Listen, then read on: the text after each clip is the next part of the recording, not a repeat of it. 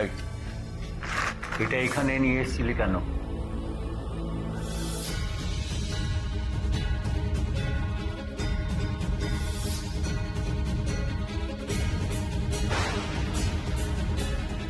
এই দই খই আমি খেয়েছি। রত্নদ্বীপের সাথে আমার বিয়ে হবে। দিদির বিয়ে হবে না, তাই আমাকে খেতে হয়েছে ওটা। তোমাকে আর কষ্ট করে বাটিটা নিয়ে যেতে হবে না বৌদি, এটা আমিই নিয়ে যাচ্ছি। আরে কাজটা তো তোমার নয়, তুমি কেন বেকার অশান্তি বাড়াচ্ছ?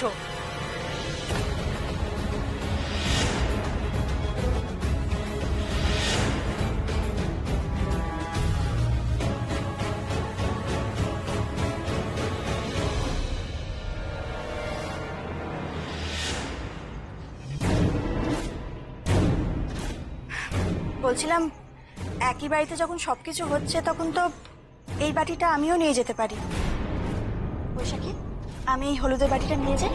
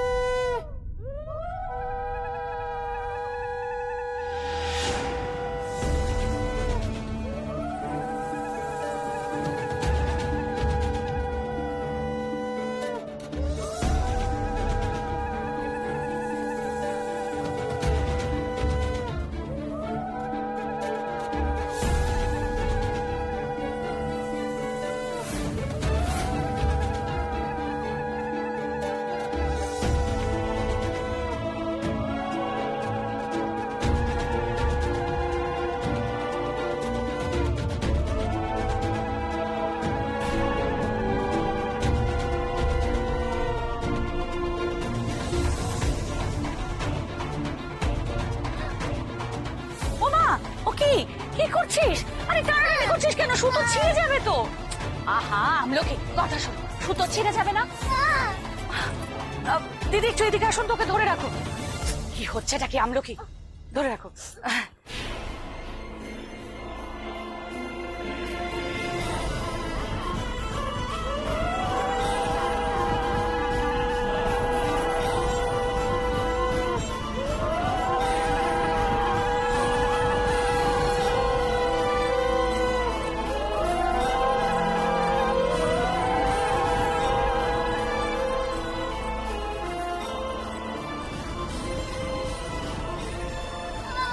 দেখেছো কাণ্ড, আবার মেয়েটা শুরু করে দিয়েছে। আচ্ছা আচ্ছা আসি, দাঁড়া।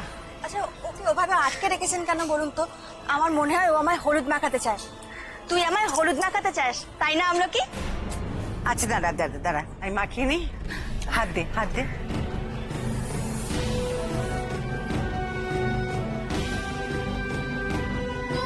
দাঁড়া দাঁড়া, আচ্ছা, আয়, দাঁড়া, আয়। আয়, চলে আস। আমি মাখাবি, আয়। ওকে একটু হলুদ দাও না। নে। নে মাখা, যত খুশি তত হলুদ মাখা। নে।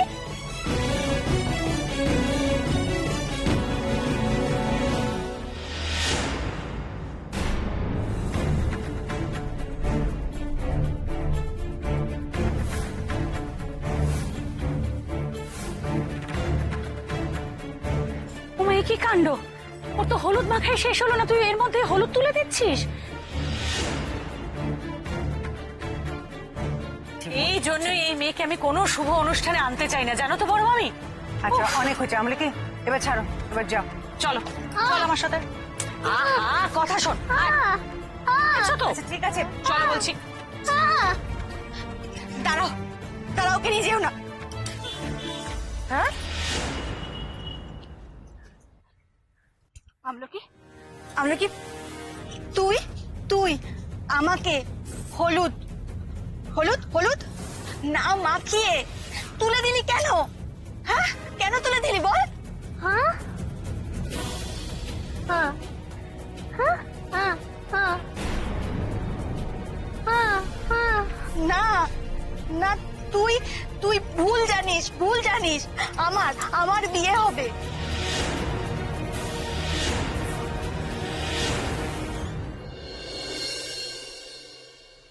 হ্যালো। হ্যাঁ ভাই, দিদি বলছি রে। হ্যাঁ বুঝতে পেরেছি, বল। বলবে তো তুই। বলছি কালকে যে 1 কোটি টাকা গয়না স্বপ্ন দেখালি, তা সেখানে গেল কোথায়? আরে পাবি পাবি পাবি, একটু ধৈর্য ধর, পেয়ে যাবি। আজকে সন্ধ্যেবেলায় পেয়ে যাবি। হ্যাঁ, আজ সন্ধ্যেবেলা তো তোর বিয়ে। আরে বিয়ে তো কি হয়েছে, আগে গয়না আমি তোর হাতে দেব, তারপরে বিয়ের পিড়েতে আমি বসবো, বুঝলি?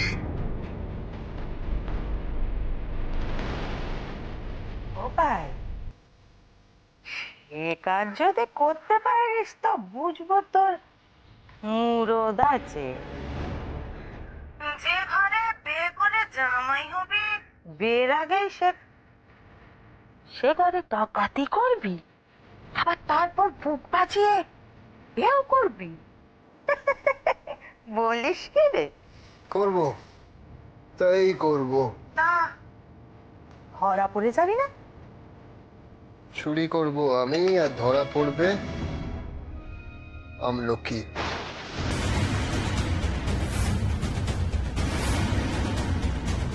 আমলকি? হ্যাঁ,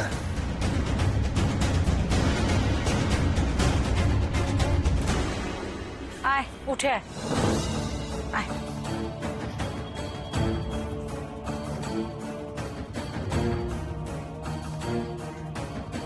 নাও শ্রাবণী মাখাও। হ্যাঁ, ভালো করে এবার হলুদ মাখাবো।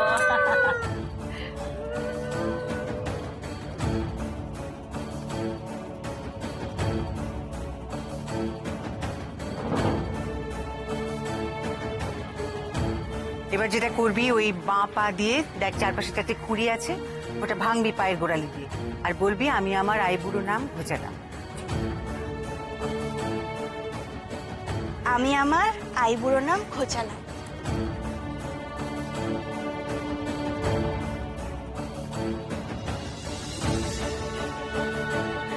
বুঝতে হবে। হ্যাঁ শ্রাবণী, জল। হ্যাঁ,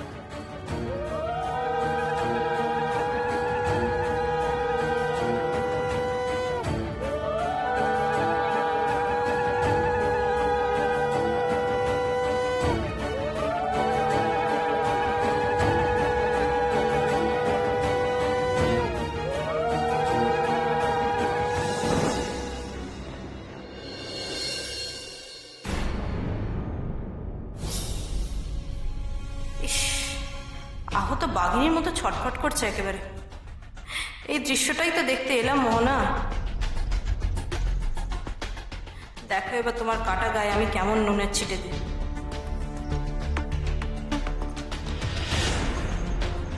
যাক, সব ভালো ভালো হয়ে গেল। গায়ে হলুদের কথা বলছিলাম, রত্নদ্বীপের, আর চন্দনারটা হয়েই গেছে। তুমি আর আটকাতে পারলে না মোহনা।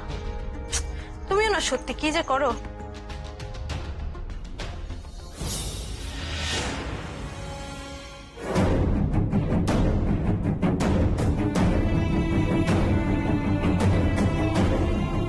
এখন বিয়েতে এসে খাওয়া ছাড়া আর তো কোনো উপায় নেই তোমার।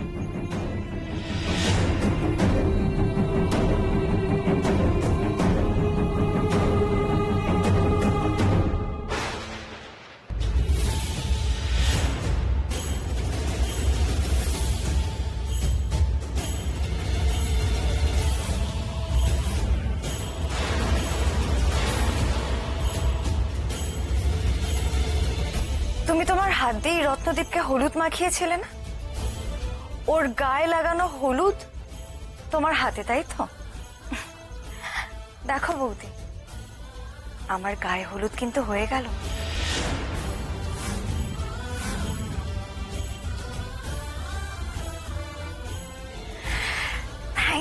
থ্যাংক ইউ সো মাচ বৌদি, আমাকে এইভাবে হেল্প করার জন্য।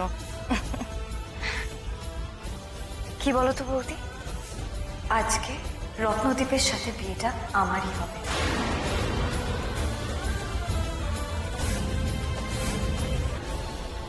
আর দিদি ও নেমন্তন্ন খাবে।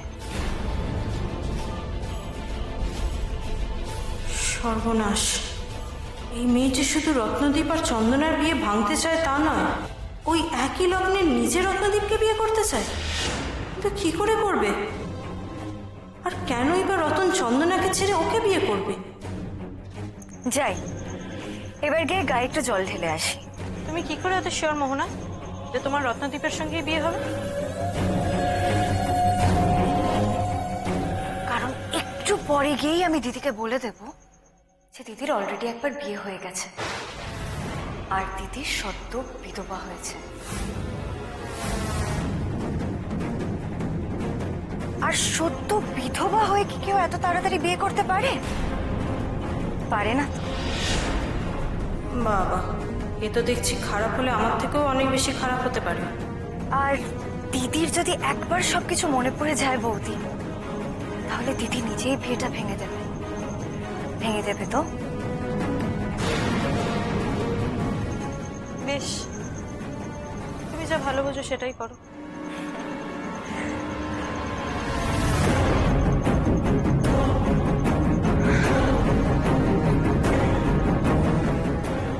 এখন থেকে আমি শুধু নিজের ভালোটাই বুঝবো,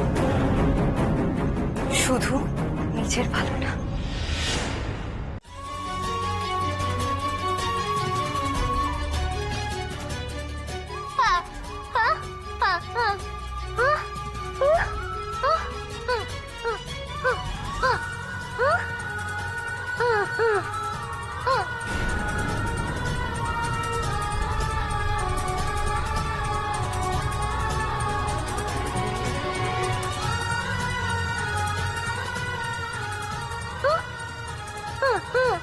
কি ঠাকুরকে ডাকছিস?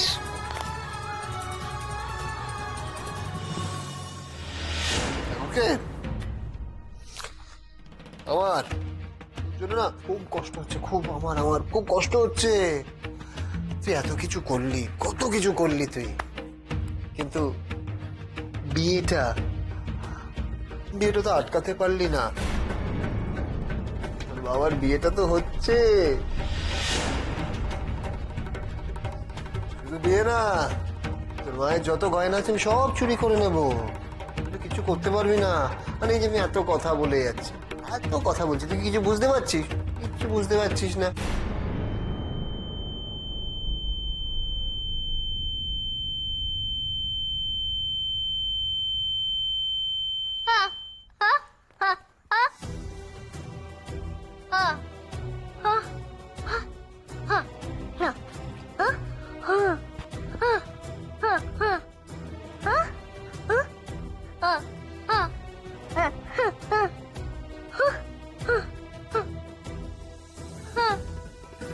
দূর মানুষই, আমরা মানুষরাই তোর কথা বুঝতে পারি না। ঠাকুর কি করে বুঝবে? ঠাকুর তোর কথা বুঝবে না। ঠাকুর আমার কথা বুঝবে, আমার কথা বুঝবেন। ঠাকুর দেখো দেখো দেখো, তোর আমি সব গয়নাগাটি খুব সহজে সরিয়ে নিতে পারি। তুমি দেখো ঠাকুর তুমি দেখো, নমো করো ঠাকুরকে আমার জন্য নমো করো। সকলই তোমার ইচ্ছে।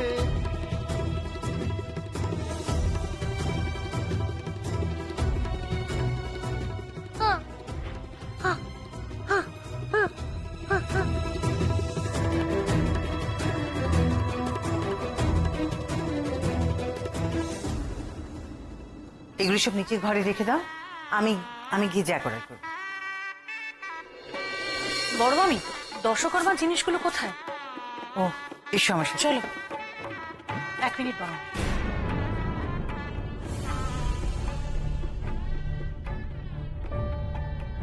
তাই করব। দিদিকে সব মনে করিয়ে দিলে দিদি আর বিয়ে করবে না। তুমি দেখো ঠাকুর, আমার কথা শুনে দিদির যেন সব মনে পড়ে যায়। দাঁড়া মোহনা, কোথায় যাচ্ছিস? তোকে না বড় মামা বিয়েতে যেতে বারণ করেছে? তাহলে আসলে আমি একটু দিদির ঘরে যাচ্ছিলাম, দিদির সঙ্গে দেখা করতে, দেখতে এখনো সাজগোজ শুরু করেছে কিনা। সে তুই চাইলেই বড় মামার কথার অবাধ্য হতেই পারিস, কিন্তু আমরা কেউ বড় মামার কথার অবাধ্য হব না, আর তাই তোকে আমি যেতেও দেব না।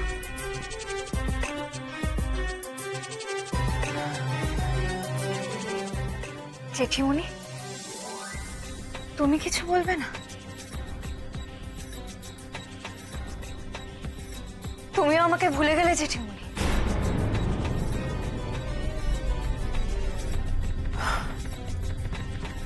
যা কিছু ঘটে গেল তোর তোর নিজেরই দোষে মোহনা। তুমিও শুধু আমার দোষটাই দেখলে জেঠিমণি?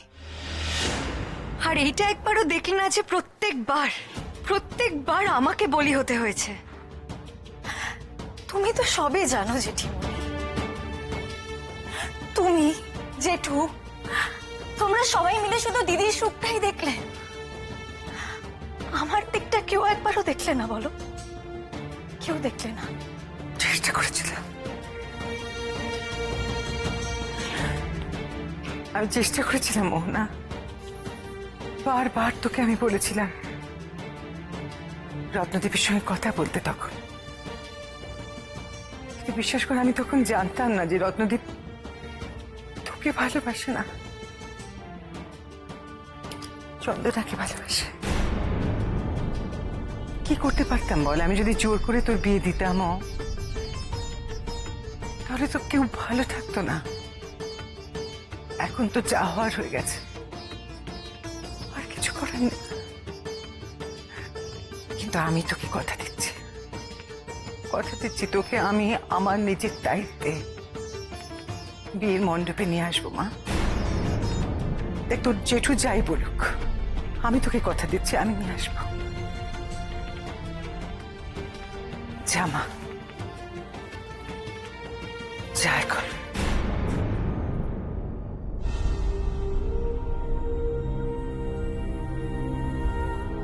বেশ, তাহলে বিয়ের আসরে একবার শুধু তুমি আমাকে নিয়ে যাও জেঠিমণি। আমি ওখানে লোকজন সবার মাঝখানে দিদিকে সত্যিটা জানাবো। বিয়ের আসরেই আজ দিদির বিয়ে ভাঙবে।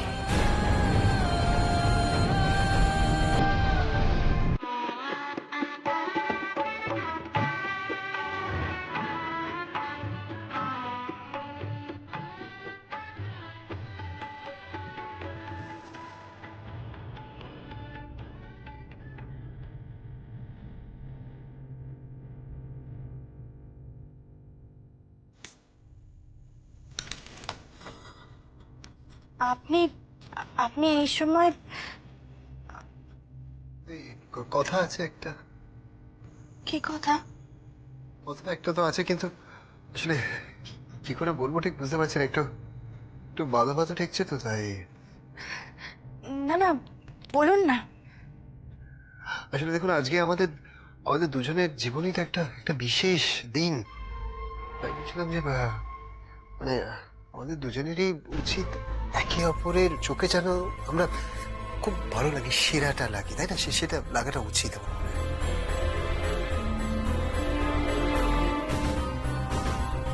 না না, আমি সেরকম কিছু বলছি না। আমি আমি সাজগোজের কথা বলছিলাম, মানে আপনার সাজার কথা আমি বলছিলাম, সেটাই। ও না, মানে দেখুন, আমি যেটুকু পারি আমি সেটাই। আপনি যেটুকু পারেন মানে তো এই সাদামাটা ভাবে সাজবেন, আমি সেটা আজকে চাইছিলাম। এই বিশেষ দিনে আমি চাইছিলাম যে আপনি আপনি একটু যদি বিশেষভাবে সাজতেন, আমার আমার ভালো লাগতো।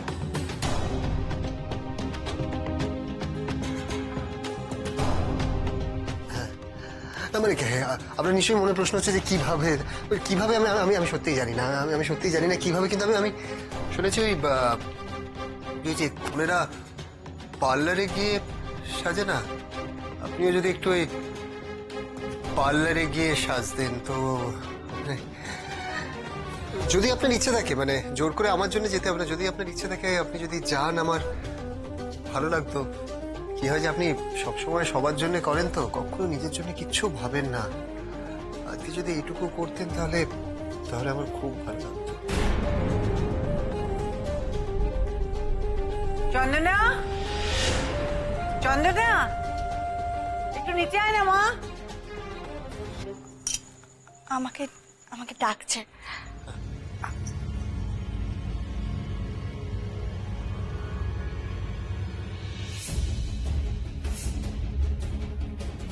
যা, তো কিছুই বললো না পার্লারে যাবে কি যাবে না। তাহলে তাহলে এতক্ষণ ধরে ভরসে ঘি টানলাম নাকি?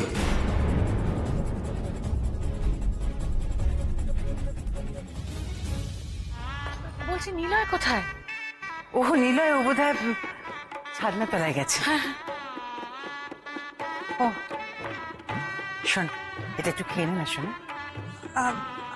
আমার আমার খেতে ইচ্ছে করছে না। হ্যাঁ হ্যাঁ, কিছু খেয়ে নাও, না হলে মাথা ঘুরে পড়বে। না না, আমার আমার কিচ্ছু হবে না। বলছিলাম, আমি আমি কি একটু পার্লারে যেতে পারি? পার্লারে? তাই যাবি?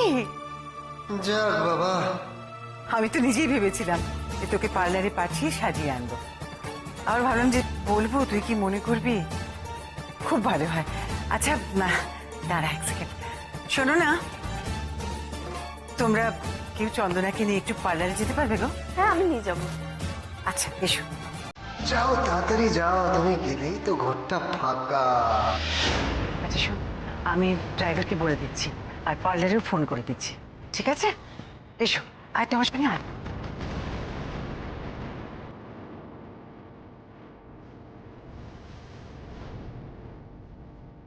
ধন্যবাদ চন্দনা, আমাকে গয়না হাতানোর সুযোগ করে দেওয়ার জন্য অসংখ্য ধন্যবাদ।